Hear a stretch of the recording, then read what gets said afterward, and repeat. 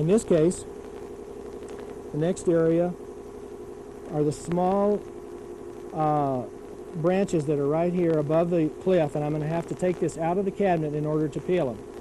So I'll peel those and be right back to blast this number 2 stage.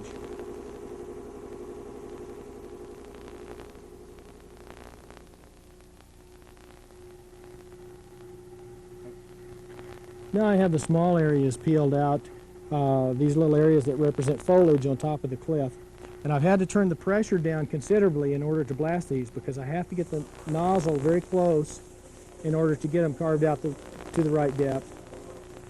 I've turned the pressure down to about 10 pounds instead of 40. Now I'm going to go in and adjust the blaster and very carefully, at very close range, blast just these little areas, trying to avoid getting the overspray back into the area of the cliff that I just carved. Now these little areas carve out very rapidly, and just a few seconds is enough to carve them out. Now I'll go ahead and turn the blaster back off again and peel the area of the cliff that's next, which is our stage number 3, taking care to note that there's another disappearing line here that I'm not going to blast beyond my mark.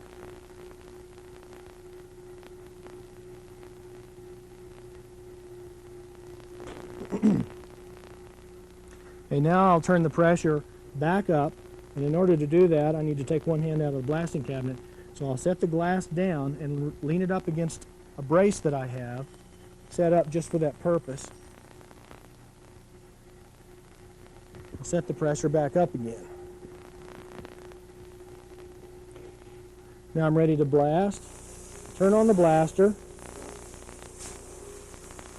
adjust the grid on, and proceed to blast this area as I did the first area of the cliff.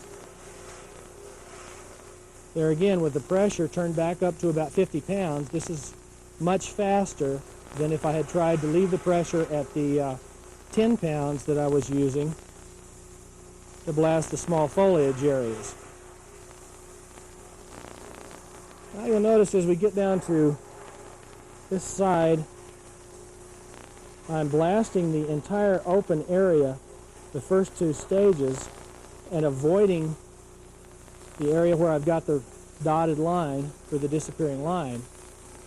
And you can see how the distinction between the first and second part of the cliff disappears just like we wanted it to.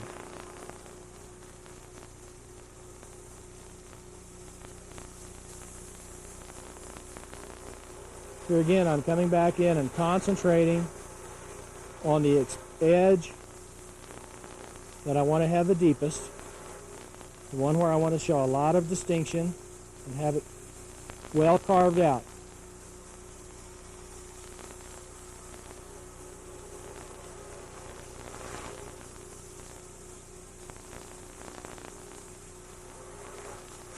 Again, checking to see the depth by looking slightly sideways. I notice a couple of areas that I need to carve a little bit deeper. So your blasting and your deep carving is constantly a process of blasting a little bit and checking what you're doing, then blast a little bit more. And as I mentioned before, being able to see what you're doing while you're doing it is extremely important.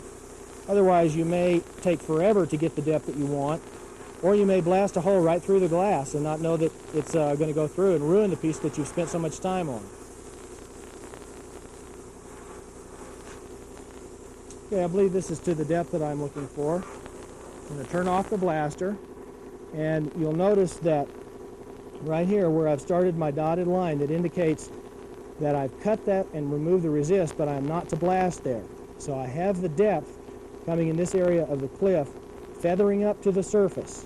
Now when I peel the second area, or the third area of the cliff here, and blast it, there will be no distinction between the third area and the second area of the cliff, because I have not blasted that area at all. Therefore the line disappears where it comes up to the surface. So now I'll peel that.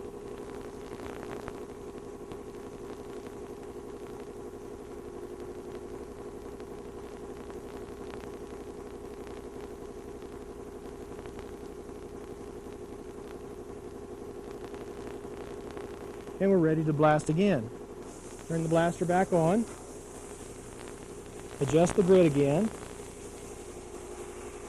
And this is the last area of the cliff that I'll be blasting before I get into the tree. So I want a nice sharp distinction between the cliff and the area of the tree that's behind the cliff. So I may concentrate a little bit longer on that area, make it a little bit extra deep. Again, you'll notice that I'm holding the blast nozzle at an angle to the surface of the glass rather than blasting straight on with it. The reason for that is that I want a fairly straight cut back into the glass. If I was holding the nozzle straight on, I would have a flared cut. So this carves at this direction of the nozzle, carves back pretty straight into the glass.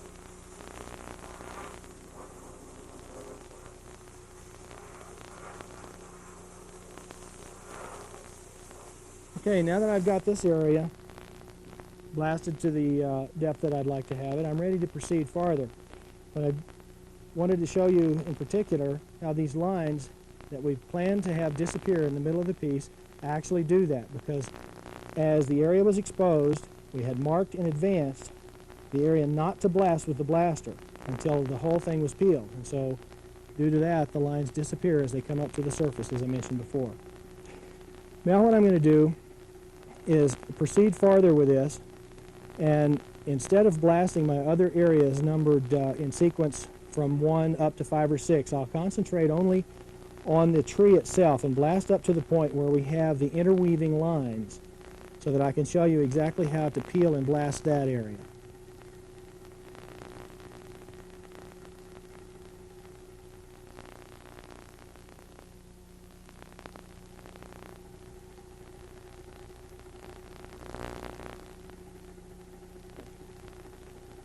Now that I have this blasted up to stage 7, that's where the thick and the thin limbs of this tree overlap each other and interweave. And I have the first stage 7 peeled on the thick branch part of the way into the design.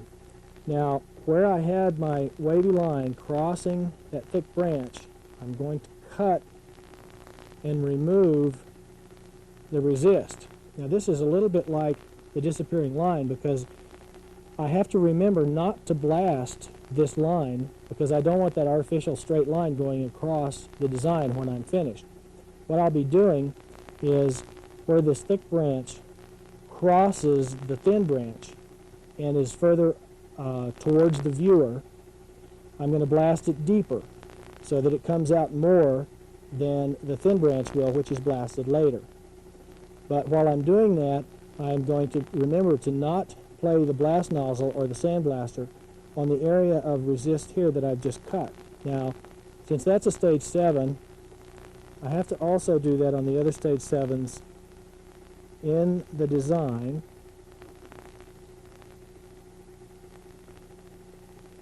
And that is where the thin branch overlaps the thick